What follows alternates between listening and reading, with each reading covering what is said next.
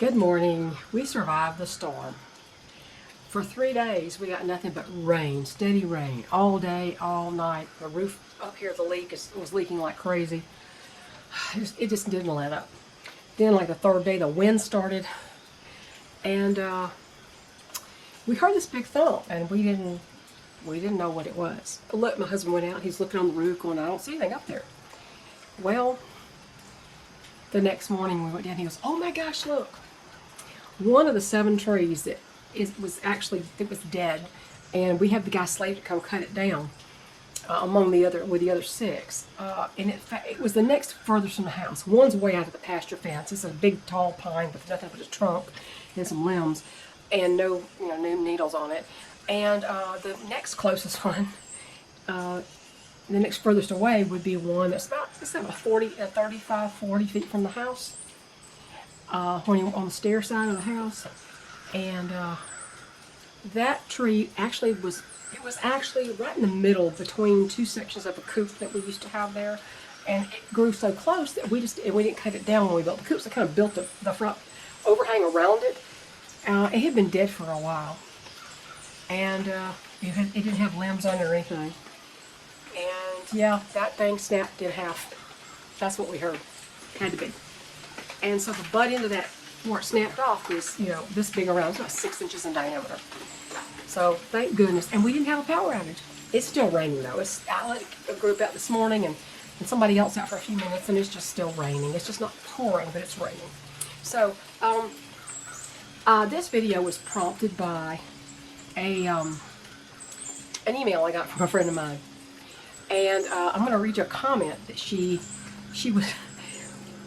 I guess she saw this on, maybe it was Instagram, I can't remember, something. I'm not a member of anything except for this one. So she sent me a screenshot of this, and her subject line was, "Seriously?" So this is my subject today. I'm going to read you this comment by someone who was on a local site on Facebook. And this was her post, and I'm going to read it exactly as she wrote it. I'm gonna read just like she wrote it, okay? "Oh Lord, we about to have a hurricane, and we don't have no water, hardly any canned goods. What can we do? I'm pretty sure it's too late, Tio, too late to contact churches. If the power goes out, we screwed. Mom, 2 kids, and my mama who's bedridden." According to my friend, this same woman is always on this Facebook looking for free stuff. She talks about the price of Cokes and has pictures of her daughter drinking Coke. And, she's known about the storm for days. Haven't we all? Didn't we all know down here that it was coming? We've been tracking it for days. And she's yet done nothing to help herself. Nothing to get ready. Nothing. If she buys cola at today's prices, she has money she's wasting on ruining her daughter's health. But she claims poverty and asks everybody else to provide what she refuses to provide. I can't talk today. I don't know. It's been a rough few days. She claims poverty, and yet she's begging for other people to give her the things that she refuses to provide for herself and her family. You know what she needs? She needs a change of mindset. That's what she needs. This is where all change begins. When you change your mind about a situation and you see the benefit in thinking differently about it. This type person, as well as the media, they'll poo-poo good people who they sacrifice much, if not all, so-called luxuries.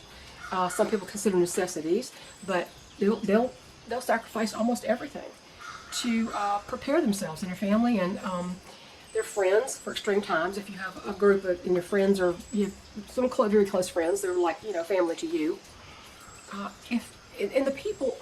These people who criticize people who do this, who prepare for hard times, they also need a change of mind.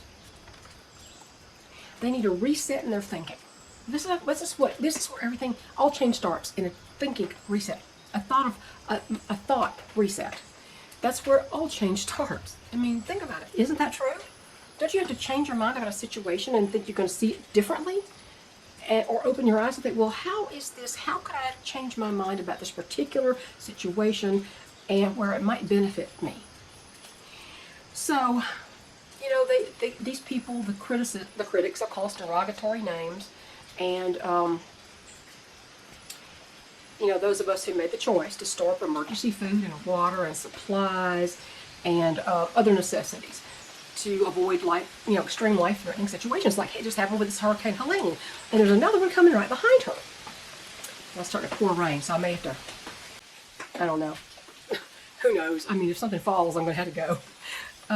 But so the people who made the choice, like I have and like most of you have, to store up emergency supplies and food and water, and even maybe get a little bit of alternative energy,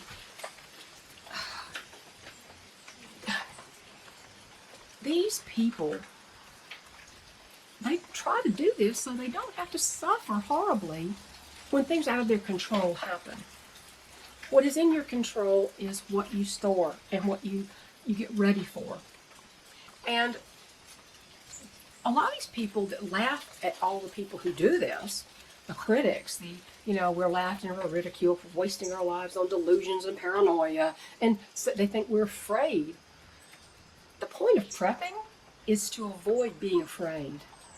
Nervous about something, unsure about something is different than being afraid, like boot-shaking fear. And a lot of these people, they're afraid too. They're afraid, but the people who don't prepare are afraid, but they don't recognize it as fear. They say, oh, I'm just being paranoid. God will take care of me, which is a complete misunderstanding of Scripture. But the people who, they can't conceive of their credit card not working or being accepted, and they can't conceive of the fact that stores and food pantries may be padlocked. There may be nothing for you to go get, even if you had the money or the credit to get it, and there may be nothing to get at a certain point in time. They can't fathom that gangs of marauders like them who haven't done anything and may have less problem with hurting other people to get it, they just don't think that's going to happen to them, that a bunch of people are going to come and bang on doors and break their windows and try to get in their house to get whatever they can get. And if those people who are unprepared go looking to steal from people who are also unprepared and don't find what they think they're going to find inside, they may take something a little more precious than just food. So they just can't, they won't let the thoughts enter their head. And that's one reason they don't prepare. They also can't conceive of something actually happening, and then they're floored and they don't understand what to do, and they start going to the doors of family and friends and knocking to say, can you give me something? My children are hungry. I was reading a conversation someone had with a coworker, I think it was, and they said, well, I'll just come to your place and you'll help me, right? And they said, actually, no, I won't. You would let my children starve? Well, you would let me starve? What if I give you all the food that I've stored up and I've pinched and saved and eked out change out of my pocket to get this food, and you want me to give it to you, even though you knew what was coming and you did nothing? No, I won't let your children starve. You will let your children starve. Because your children are not my responsibility in the end. So, if the subject comes up, if somebody says that to you, it might be time to have that conversation and let people know your perspective on it. Now, I would think the best thing to do is not tell everybody how much you have in your house and what you have and all this kind of stuff. And I know that here we are on YouTube, and I'm saying, we grow a garden, we can food. We've got water, treated water, that kind of thing. But knowing that and hearing that is not the same, in my opinion, as seeing shelves and shelves lined with precious food stores and safety and lack of hunger. That's what, if they see that, that's a little bit more more likely to spur somebody on to action to come get it than if you just say, well, I know how to can. You can learn to can. It's not that hard. It's not that hard. You can borrow my canner. I will show you how to can. Do you want to learn how to can? I'll show you how. That kind of thing.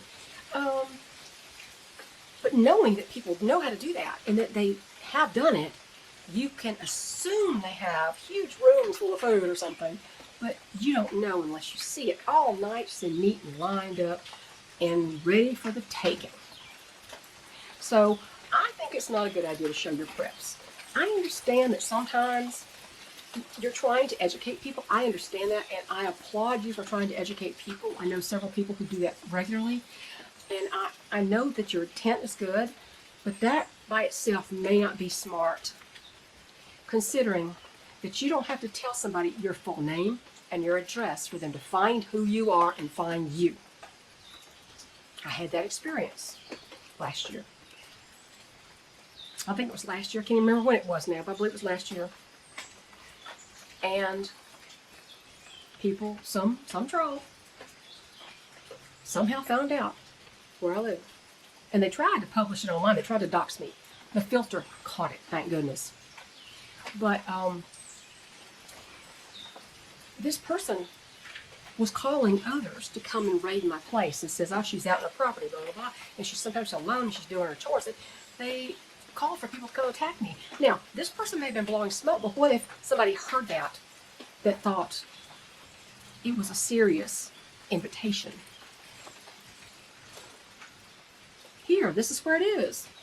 She's got food. She's vulnerable. She's old. I mean, that was the whole thing was, you're just old, you old cow out to pasture. Well, the point of that is, people, you can be just as secretive as you want to be about where you live and what you have, but the internet is a scary place now. And these people, these trolls, do nothing but look for people to victimize. So there are those people, and then there's the family who expects you to give them what you've spent your heart, your time and energy, your blood, sweat, and tears, broken fingernails, dirt under your fingernails, broken bones to do. I broke my left leg just trying to get firewood for this year. Not this year, but the next year. At the time, it was the next year. We were trying to get firewood for the winter. It was already fall, and in doing so, accident. Almost took my life. Just broke my leg. I feel very blessed with that. But it was a definite reminder that things don't always go as you think they're going to go. No matter how experienced you are, how many times you've done it, things can happen you can't prepare for. And because we already had food and supplies and everything ready, my husband didn't have to kill himself trying to get things done, or spend $1,000 trying to get food to last me until I could get back on my feet. So you may have to have that conversation with people if they flippantly talk about, we'll come live with you, and we can all work together, if they even say the word work, which usually they don't.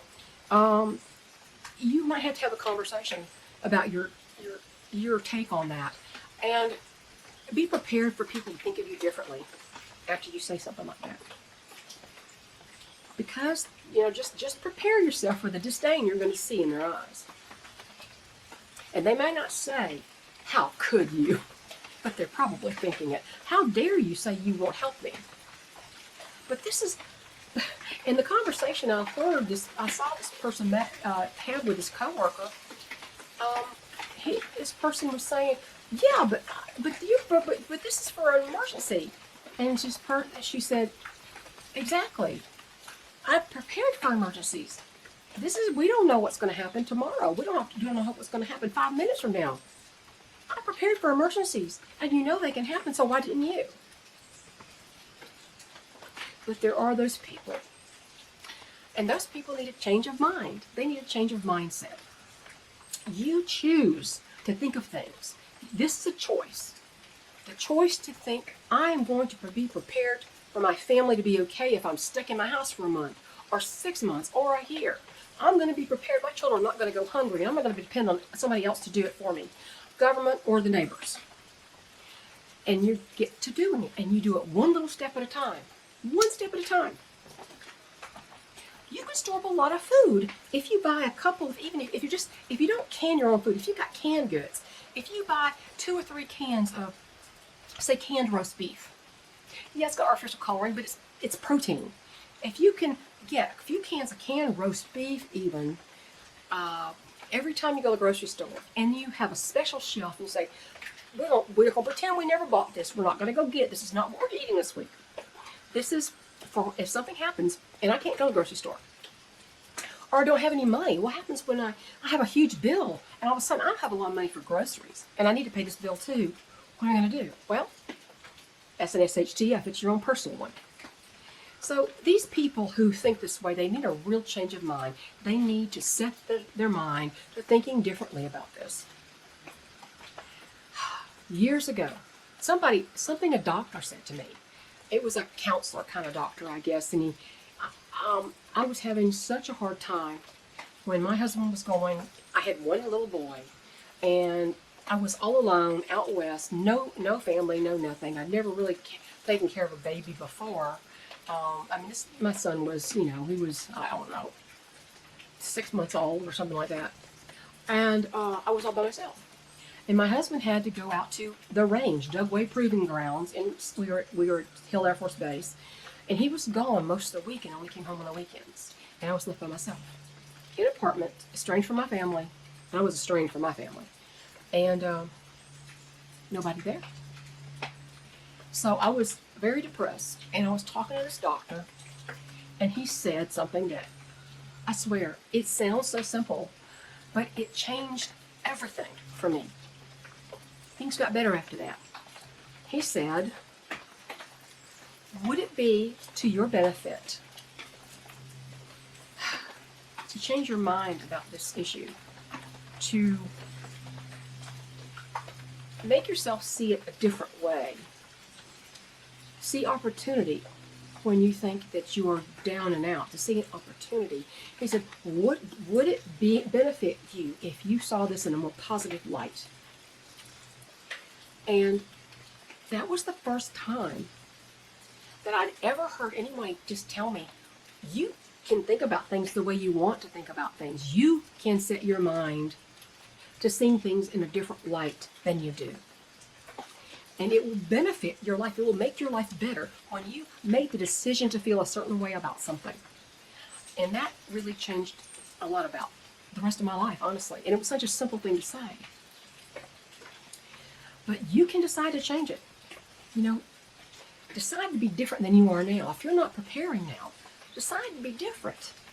Decide that your family's not going to starve because you were too lazy or too scared or too inept or too whatever to do something about it now. And it doesn't take a lot of money. You don't have to go spend $1,000 on food. Every time you go to the store, just take a couple of canned goods and make sure you got a lot of protein in there, not rice and beans. I mean, rice and beans are good, but they're like substandard. Plant protein is not as good as animal protein. Get you tuna, a lot of tuna. Canned fish, canned meat. And it doesn't take but a couple of jars or a couple of cans every time you walk in the grocery store door, and then you put it in a special place, put it aside. And and pretend it's not there until and unless something happens where you truly, truly need it. And that doesn't mean I'm too lazy to go to the store today, so I need to, I'm too lazy to grow a garden, so, it's, if you truly, truly need it, you lose a job, you break your leg, something happens and you can't provide it for yourself at that time, it's there already. So you need to change your mind about it. Get to a preparedness mindset.